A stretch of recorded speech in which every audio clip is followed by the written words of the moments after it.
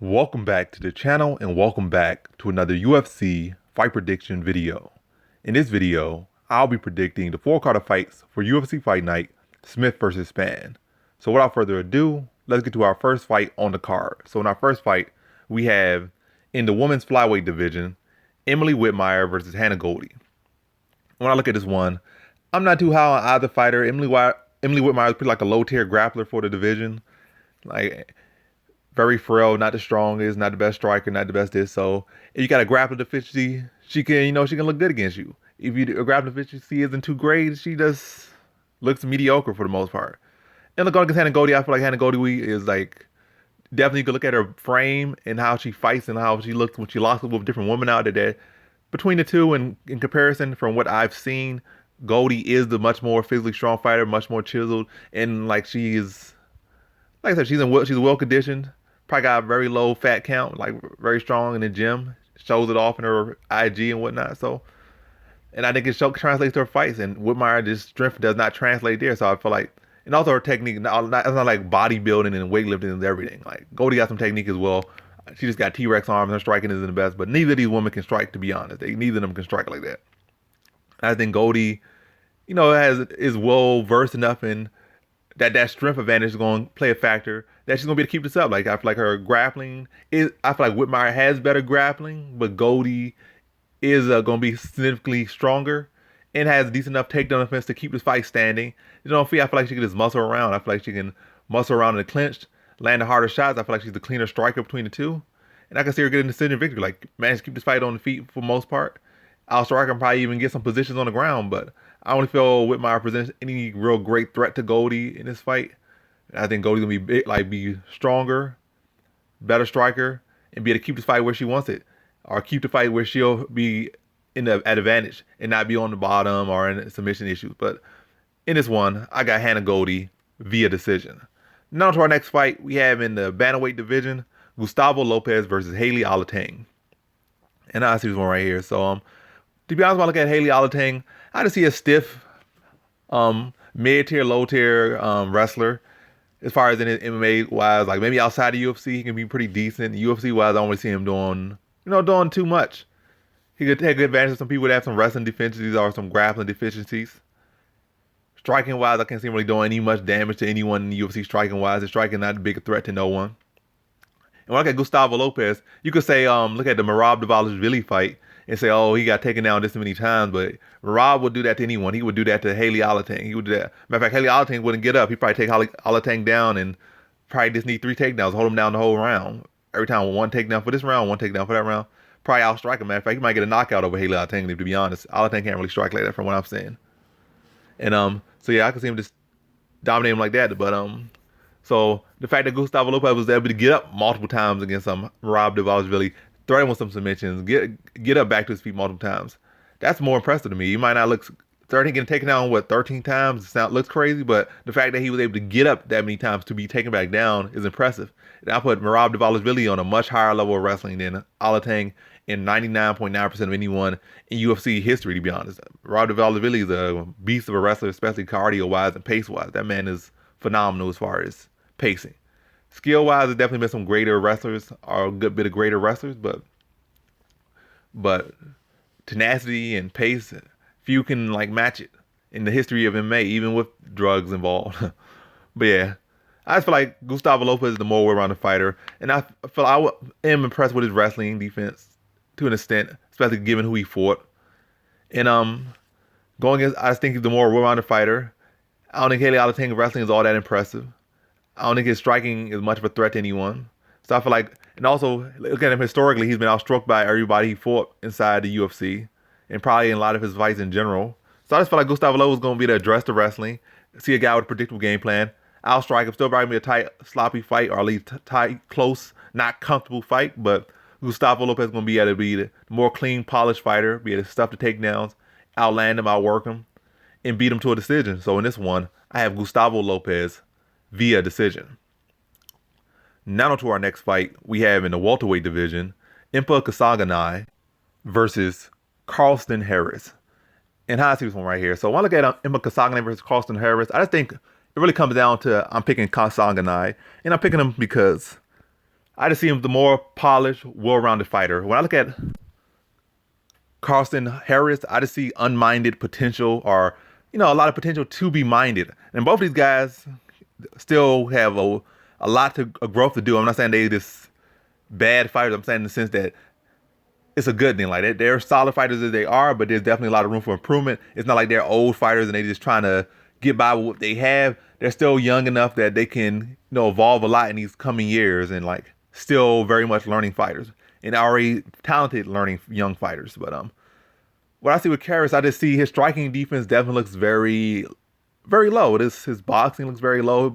Like his striking looks very low tier, but he has a lot of power. His jiu-jitsu is pretty solid. Like he has some solid jiu-jitsu, but his striking, it's kind of very raw, but he has a lot of power. Like he has some solid power, but takes some mining, takes some working, takes some polishing. But I feel like Kasanganay is the more polished fighter. I feel like offensively and defensively, he's a more polished fighter.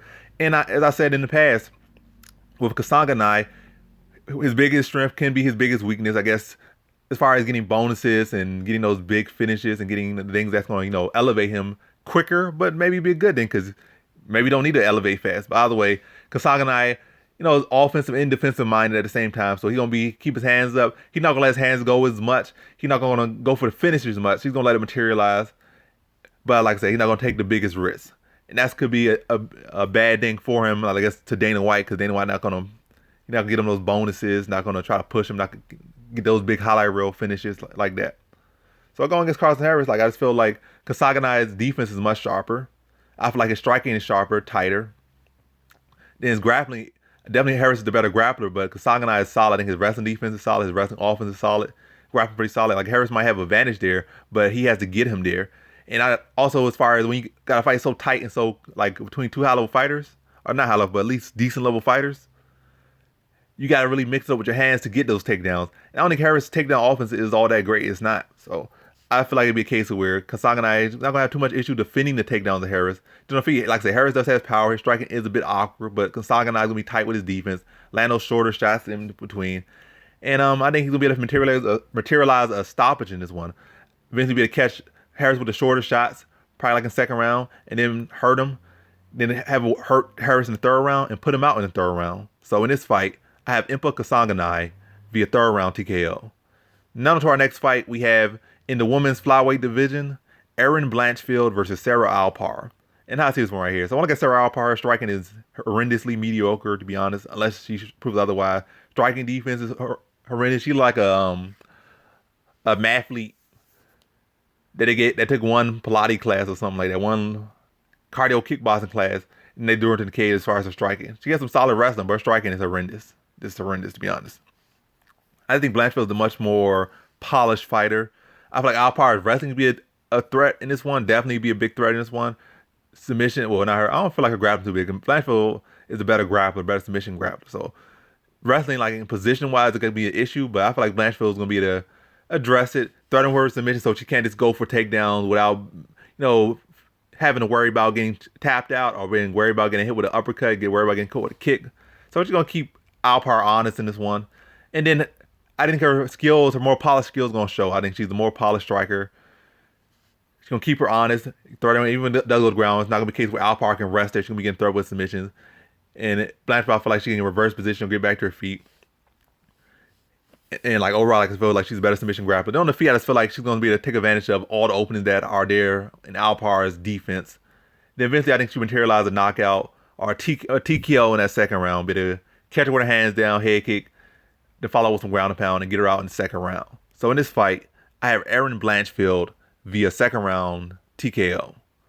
Now to our next fight, we have in the bantamweight division, Montel Jackson versus JP Buys. And how I see this one right here. So JP Buys definitely got, he's definitely a young developing fighter, but already got some bad tendencies, like lack of heart, lack of ability to come from behind. Like, some stuff you really want to see. Like when you really want to see a young fighter, you want to see a fighter that can, fight those tough fights, those nail biter fights, and still be able to pull through and get that nail biting victory if needed. I mean, you don't always want to see. Sometimes you really just want to see them run through every single opponent and then run. And then when they are tested, they do show up and stuff. But maybe you don't want to see it. But it's always good to show that, seeing a young fighter that they can battle through adversity and come out. But when I look at JP Buys, at least as far as in the octagon, or at least when he's fighting. I don't know what he does in the gym. I'm sure he probably battles through stuff all the time in his life and then in the gym and whatnot. But when I look at him in the fights professionally, I see him every time going gets hard, like he just wilts.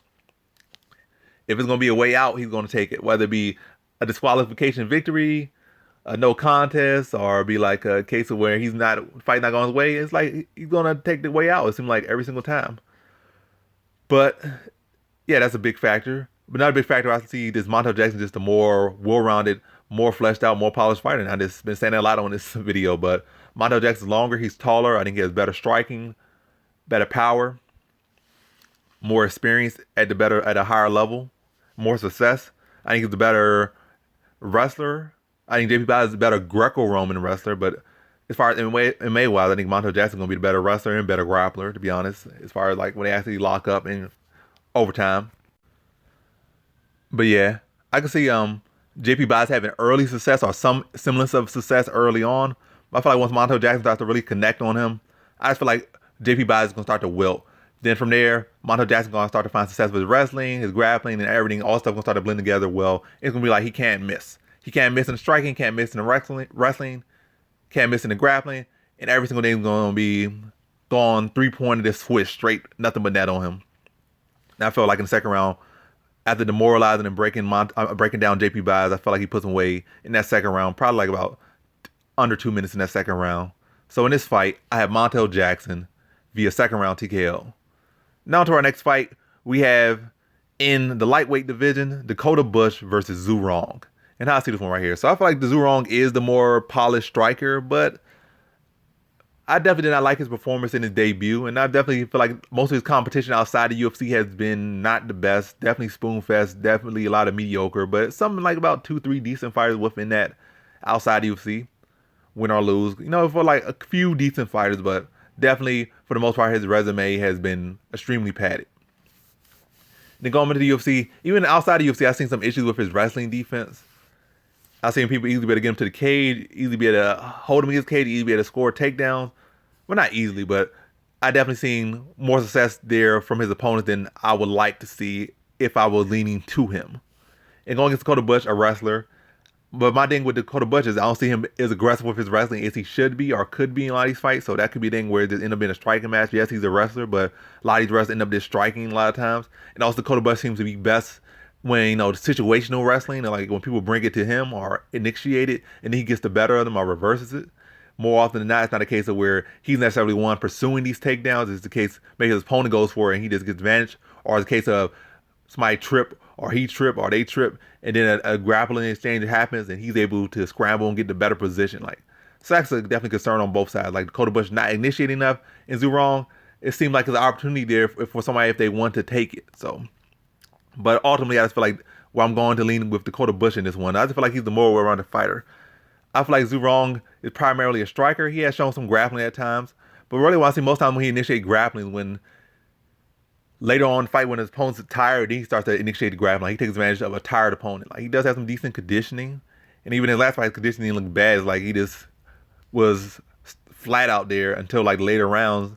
And even then it was a little too late and it wasn't all that much. So I can't really lean to Zhu Rong. I feel like I'm going to lean to the guy that, in a tight matchup, I'm going to lean to the guy that does have the ability to mix it up more and does have the best success to mix it up more. I think he's the better wrestler. I do think Zhu Rong's the better striker, but I don't think it's to the degree where he's going to have such great success. I feel like Dakota Bush can outpace him. And also, I'm impressed with Dakota Bush coming in on short notice and putting up such a good performance in a losing effort against Austin Hubbard, who's a pretty high-paced fighter. Similar style, definitely a tough matchup for a fighter. For a wrestler to come in against another wrestler around the same level with a more experience, really much can be similar fighters, just a similar fighter who's further along than you, and fight him on short notice and still put in a good effort. So I'm going to lean to Dakota Bush. I just feel like he put the better effort on. And Zhu Rong came in full camp and still looked flat. So MMA math, whatever kind of math that is, but I just feel like I said, flat out, I think Dakota Bush can mix it up more. I think he has a better chance to mix it up. And I can see this is a tight fight. It's not like Zhu Rong has such a high output or his power is so crazy or this is that and that. He's not the cleanest, sharpest striker by any means. Not the heaviest handed striker by any means. Not the most volume. Not the most technical. Not the best fight IQ. Not this, not that. So I can see this very much as a tight fight. And I feel like the small thing, like the takedowns or getting better of a grappling exchange, can definitely lean it. I'm not saying Dakota Bush is going to go out and dominate him. I see more so probably like a close matchup, but Dakota Bush doing those small things that's going to get him the decision. So in this fight, I have Dakota Bush via decision. Now to our next fight, we have in the bantamweight division, Nate Maness versus Tony Gravely. So Maness will have a huge height advantage and pretty decent reach advantage over Gravely. But when I look at Maness, I see his fights. I see he has some issues here. I see he got really was getting outstruck in the last fight, but this was bigger, fresher, and was able to touch a chinny fighter and get him out of there. But he was getting tagged up in that fight. And then prior to that, was that Luke Sanders? And then prior to that, he got taken down and held down like in 9 minutes of fight. He managed to, I guess, eke out a decision, like a split decision or something in the prior fight. So I definitely see a rational deficiency, but overall, I'm not impressed with his striking or his grappling. He has impressive size, impressive weight cutting skills, but I definitely think there's a hole in his wrestling, and I've seen him get control for like 9 minutes of a fight. I think Gravely's a better fighter, better wrestler and fighter than the guy he fought. I definitely think he can take advantage of that. You know, his feet, like I said, I don't feel like Nate Maness is such a great striker. He has some height and length, and I feel like Gravely can strike just about as good as Luke Sanders, to be honest. So I feel like he can touch him up on the feet, level change, score takedowns. Still probably be a real high competitive fight. That's really because of Nate Maness' awkwardness, his length. And I'm not saying he's a bad fighter at all, but he's not. But I definitely don't think he's such a clean, sharp fighter. If not, he would have ran right through Sanders, but not ran right through his prior opponent. His prior opponent is pretty solid talent, but probably would have, had an easier time and not been on the ground for like 9 minutes being controlled. But other than that, I definitely see his wrestling. He has wrestling deficiency or wrestling area where a wrestler like Gravely can expose or take advantage of. Then on the feet, I think Gravely is the faster, sharper striker, but Maness is longer, rangy, and that could cause issues. So I see that causing a bit of issue for Gravely, or at least making it tougher. But nonetheless, I see Gravely able to explode, land some shots, score a takedown, get some decent control time, and eke out maybe not the prettiest decision, but a decision nonetheless that's pretty clear that Gravely won, but not without great effort. So in this fight, I have Tony Gravely via decision. Now to our next fight, we have in the women's bantamweight division, Pannie Kianzad versus Raquel Pennington. I don't know why I said both the names weird, but Pannie Kianzad versus Raquel Pennington. And there you go. How I see this one right here is I definitely think Pannie Kianzad overall is the more polished fighter. I'm not saying that she's a better fighter. I'm picking Raquel Pennington to win. But I feel like Pannie Kianzad, like her grappling technique looks sharper, her boxing technique looks sharper. But Raquel Pennington has been in this weight class. And look at who she lost to. She only lost to champions so far. In the recent years, she lost to Holly Holm. She lost to Amanda Nunes, the greatest of all time in women's MMA. And she lost to Jermaine Durandamy, who is probably the best striker, 145 and 135. I think 125, Valentina technically is a cleaner striker than her, but 145 and 135, she's the most technical striker. Maybe in this division's history, or those divisions' history in women's MMA. Technically. But either way, she only lost to champions recently. And Kianzad, she's been struggling with, less than stellar competition. These people, the woman she's been struggling with, haven't been, 3 of them had went to bantamweight. Nah, 3 of them had went to flyweight, are currently flyweights. And I think only one of them is out of true bantamweight or something. So she hasn't really been fighting in competition that's really been, sizable fighter. Like, I can see she was beating up some of the studs, or the studs in 135, or some of the bigger or some of the stuff. But she's been fighting a smaller women who aren't studs, or I don't know. She just has not been fighting the best competition, where Raquel Pennington has been fighting nothing but the best for a good minute. And I even rate Marion Renew above a lot of the people Pannie Kianzad beat. But yeah. But she's been fighting pretty solid fighters. At least losing, she only been losing to the very best. And I don't think Pannie Kianzad is the best. Like I said, she has some solid boxing. She has some solid grappling. But she has been shown to be out-muscled by Macy Chiasson. And also Julia Avila. But yeah, to get to the point with this one, I just feel like I said, Pannie Kianzad is the more polished, technically striker and grappler. But Raquel Pennington is not like she ever been a fighter that got by on her technique necessarily. She's gonna make it a fight. And also, Pannie Kianzad has been shown to fade. And I feel like Pennington can take advantage of that. I feel like she'll be the bigger, stronger woman. She'll make it a dirty fight, make it close, make it tight. And, take away a lot of that area where technique can thrive and, make it a smothering fight where, like I said, I'm not going to, people might say, she's not a grappler, she don't take her down. But I'm not saying she's going to take her down. There's plenty of ways to take a boxer or take a more polished fighter out of that game. And a lot of them could be just putting them against the cage, tying them up, kneeing them to the body, kneeing them to the face. I said kneeing them to the body, kneeing them to the face, elbowing them, clinching him, coming in with flurries and then like all blitzes, put him against the cage and never give him that space to really box. And that's where she'll win. And I think that's what you do. She's gonna make it a dog fight, make it tight, make it a phone booth, and keep it in tight, be the bigger, stronger woman, the more experienced woman, and just keep Kianzad tight. And then once she start wear her down, we have seen Kianzad fade in like 2 or 3 of her fights on this streak. So I feel like Pennington is gonna wear her down, put her in that bag, beat on her, and then have her tired, and then start to, have her way with her. And now that she's tired, her punches coming slower, telegraph and stuff a little bit more, and just keep peppering up. And then you don't have to hold her game, but I feel like she don't just keep her against Kate regardless. That's her style. Keep her in tight, tag her up, and I give her that space to be clean and polished. So in this one, I have Raquel Pennington via decision. Now onto our prelim headliner, we have in the light heavyweight division, Tayfon Nchukwi versus Mike Rodriguez. So with this one, Tayfon Nchukwi definitely has a lot of talent within him. I definitely think a lot unchiseled, a lot untapped into. Still a very young fighter, he's like 25, 26. So like 4 years before his 30s, where, kind of coming to your MMA prime, or 31, 32, whatever the case may be. So a couple years off of that prime, and a lot to, grow, and a lot of potential, but definitely got to start doing that now. But I see issues with Tayfon Nchukwi. I see his speed, definitely questionable.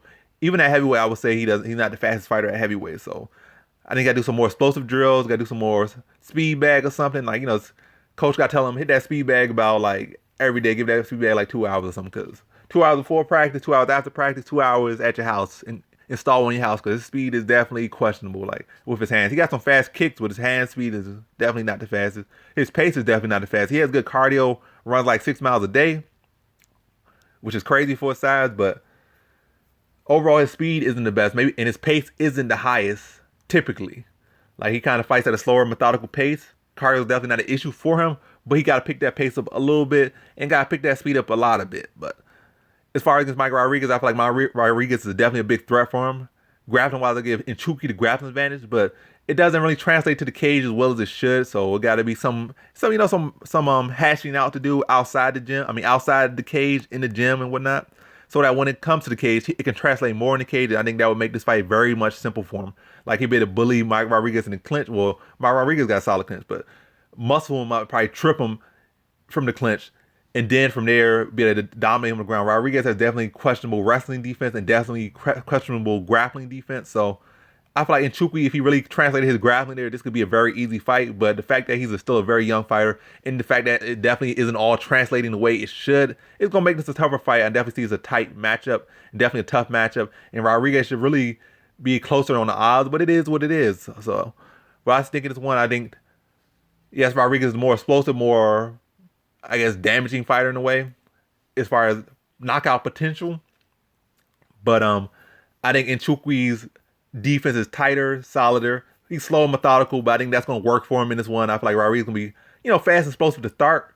But once Nchukwi's constant pressure, constantly in his face, constantly walking him down, and, constantly with that slow but methodical pace, and that pace never slowing, maybe upticking at points, but for the most part, remaining. Whereas Rodriguez's pace is going to dip off probably after that first round without a finish materializing. And Nchukwi, with his tight defense, not really going to allow that fight-ending sequence to really materialize, because his defense is tight. That's one real great thing about him I really like. So going to stay tight, stay in his face with his defense, stay consistent with output, probably chopping that lead leg out, and it's constantly walking him down, switch kicking to the body, and just slowly breaking him down. Like I said, Rodriguez probably have a good first round, but of course the fight goes on, and Nchukwi's constant pace going to start to break him down. I don't see him finishing Rodriguez. I still think Nchukwi needs a lot of polishing, but I do see him start to take the fight away as Rodriguez starts to slow down, has a strong third round, but not finishing, coming to, I'm forgetting the word, but the finishes won't materialize, I'm saying. Like I said, because Nchukwi needs a lot more polishing. Even when he had his opponent hurt, it would Jamie Pickett. Like I said, those little small things can help you determine whether you finish the fight or go to the decision. I just don't think Nchukwi quite has that just yet at this level to really materialize these finishes the way he wants and needs to, maybe for a bonus, get that $60 and change his life. But either way, I think it's going to be a case where first round Rodriguez, but over time, Nchukwi probably going to start still that second round, probably mid to late in that second round, in that third round, Ty Rodriguez and Nchukwi going just had that round all to himself. So in this fight, I have Tafon and Nchukwi via decision. Now to our next fight, we have in the middleweight division, our first fight on the main card in the middleweight division, Buckley versus Antonio Arroyo. And how I see this one right here is, I think Arroyo has nice flashy kicks, but I'm not all that impressed. Hands low a lot of the time, inconsistent. Wrestling defense is trash, but going to get Joaquin Buckley. I feel like Buckley is actually a wrestler. You know, might get confused with a striker, but like a lot of these guys, but most of these guys are wrestlers. But Buckley, I don't think people get away from the wrestler, so I can't say he'll go out there and put on a wrestling clinic, but I definitely could see him getting some couple easy takedowns if he want them. Probably not doing a whole lot with them, but just to mix it up. And then eventually get Arroyo reacting to the takedowns and come over top and knock him out. But I think that's going to be the case. Arroyo going to throw a bunch of flashy kicks out there, have limited success with them. Buckley will constantly pressure him, come over the top and touch him up, probably mixing the takedown there, and get some decent, probably 30, 40 seconds of control time, maybe 2 minutes max in this fight. But that's going to get Arroyo dinking, especially after that Darren Wynn loss. And then Buckley is going to further play into that, come over top, catch him, drop him in the second round, especially with Arroyo's hands already low, heavily favoring kicks over punches. And like I said, leave that chin up, hands down, throwing kicks, get caught over the top, and dropped in the second round, and knocked out in the second round. So in this fight, I have Joaquin Buckley via second round TKO. Now to our next fight, we have in the 155-pound division, the lightweight division, Christos Giagos versus Arman Tsarukyan. And how I see this one right here is like, flat out, Giagos don't have any name for Tsarukyan, to be honest. I mean, everybody has a fighter's chance, but that's about it. Tsarukyan is the better wrestler, the better striker, the better fighter, the better this, the better that. He's the better everything in this fight, as far as fighting goes. And I think Giagos might put up a decent competitive effort early, but overall, I think Tsarukyan is going to eventually just smother him. His pace, skill that's going to overshine him. And I just think he puts him away late. So in this one, I have Arman Tsarukyan via third round TKO. Now to our next fight, we have in the women's flyweight division, Mandy Bohm versus Ariane Lipski. And how I see this one right here is, I think Mandy Bohm, like, she has some decent stuff to her. She's long. That's one good thing about her. But in actuality, I think they're really around the same height, maybe an inch this, maybe an inch or two in reach. So they've really not a whole lot of difference in height and reach. And Bohm really been relying on the height and reach. Decent clinch, decent this, decent that. But grappling is definitely questionable. I think Lipski has shown to be the better grappler, even though her wrestling isn't the best. But regardless, both of these women have questionable grappling. Bohm is pretty slow and methodical, and where Lipski got some pop to her punches. I think Lipski's faster, more explosive striker for much better competition. And I don't think Bohm has the wrestling to really have the great success that she needs. The success she needs. So I feel like Lipski will be sharper, faster. Bohm will be slower and methodical. But otherwise, I see this is a very tight, close decision fight that probably go either way. But I think Ariel and Lipski's experience is going to factor for her. Level of competition is going to factor for her. And the fact Bohm's not a wrestler is going to factor for her. The fact that Lipski is a better grappler is going to factor for her. I don't know if I stuttered there. I said goo. But either way, I think Lipski's experience will come through. And I think Bohm has for less than mediocre competition. Even her last fight for a pretty mediocre opponent couldn't get him out of there. So maybe a decision bet would be the lock for this fight. But either that is no lock for this fight. This is a very much low confidence pick. But either way, I think Lipski's experience will come through for her. And it's going to be enough for her to beat Bohm. And I don't think, like I said, I think Bohm might have more tools, but Lipski has more speed and power, and will probably be the sharper striker in this one. And Bohm just won't have that grappling that she needs to get the edge in this one. So, in a very close fight, I have Ariane Lipski via decision. Now to our next fight, we have in the lightweight division, Nicholas Motta versus Cameron VanCamp. And how I see this one right here is I think VanCamp will bring a pretty good fight to Motta. Both these guys will come to bring it. It will be an exciting fight. But I think the fact that VanCamp's coming on short notice, the fact that Motta packs more power, packs more speed, they're fighting better competition, I think those are all factors to Motta. So, by the way, this fight probably could be a good bet for fight of the night if they did bet on that stuff. But nonetheless, I think it would be the case. It would be a barn-burning fight, probably one of the best fights of the night, if not the best fight of the night. But I think ultimately, Nicholas Motta's speed and power will overcome, and also the fact that he has had a camp for this one, and VanCamp has not had a camp. So I think eventually it'll be a back and forth fight, a fun, exciting fight, but eventually the finish will materialize in the third round through fatigue and wearing damage, and Motta will get that stoppage in the third round. So in this fight, I have Nicholas Motta via third round TKO. Now to our next fight we have in our co-main event in the light heavyweight division, Cutelaba versus Devin Clark. So first off, both of these guys are wrestlers, so it's not like Devin Clark is the wrestler and Cutelaba isn't. And then also somebody said, oh, Cutelaba has issue with low level or, decent level grapplers. But those people he both lost to were, or at least two of them were, Glover Teixeira, an athlete, world level BJJ player, big and strong, experienced, one of the better grapplers, better top games in the game. So it's not like he's just anybody. Glover Teixeira's a beast, so you can't just say, oh, anybody. Then Misha Cirkunov, who's actually a pretty accomplished grappler himself. So two accomplished black belts in BJJ versus Devin Clark. I don't think he got any belts. Probably like a blue belt, very low level belt. Probably even, matter of fact, he probably won't do jiu-jitsu because his thing has been like, I haven't really even seen much jiu-jitsu from Devin Clark. So it's not a case of just anybody with some decent grappling can lock up a rear naked choke on him. I mean, you put somebody in a chokehold, they get choked, but not like he don't have the greatest success or greatest accuracy with that. Probably anything, he probably burn out with that little bit of arm cardio he does have. Like, what they call it? Muscle cardio, whatever they call it. Yeah, he'll probably burn out whatever that is, trying to go for a choke. But ultimately with this one, Devin Clark fades. Cutelaba has shown to fade at times, but he usually pushes a high pace. Clark just in general tends to fade. Like, he's carried a lot of muscle, lifts a lot of weight, a lot of powerlifting. And that's, and also with his style, typically wrestlers on the stage, cardio wrestlers and stuff, typically are faders. They'll be good and strong for like 1 or 2 rounds, and they just turn into nothing. But between the two, Cutelaba isn't a great striker either, but I think his striking is more polished than Clark. I definitely think Clark is the better wrestler, but not to the greatest degree. And ultimately, I think Cutelaba is going to be able to outpace him, constantly walk him down, maybe get taken down, but get back to speed, keep walking Clark down, tire Clark out. I don't think he puts Clark out, but I definitely think he starts to pile up the volume on him, on a tired Clark, and beat him to a decision. So Clark can look good early, but ultimately going to fade he has historically faded, and Cutelaba is going to take advantage of that and keep walking down, stay in his face, keep touching him.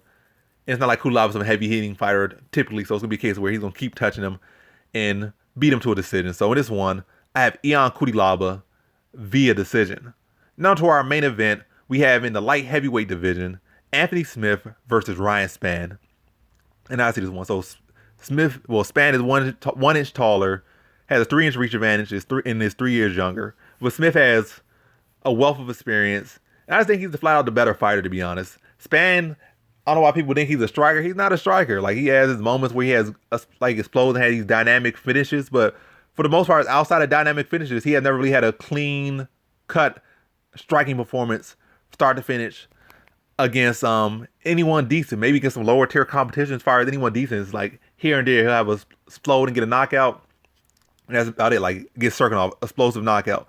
Rogerio Nogueira, explosive knockout. But look at who he's knocking out. He knocked out like a 90-year-old Rogerio Nogueira. And he knocked out Misha Cirkunov, who's chinny and is not a striker. As I said in that prediction, even though I picked Misha Cirkunov, I was saying I do think he's a better striker, but I think he's a choke artist. But Misha Cirkunov is a fighter who strikes as a means to an end. He's not a striker by any means. His striking is not actually fleshed out. It's just as a means to an end to accept his grappling. Or maybe against lower level strikers, he can get away with it, but more so it's a means to an end. So it's not like Misha Cirkunov is a striker. He's a chinny guy that's not a striker. That's a grappler. In the grappler versus grappler matchup, the better striker between the grapplers won, and that was Ryan Spann. But either way, Ryan Spann beat an old man, and he beat a guy who's not a striker, who's chinny. And Anthony Smith is a much more fleshed out striker and much more fleshed out fighter in general than Misha Cirkunov and Ryan Spann.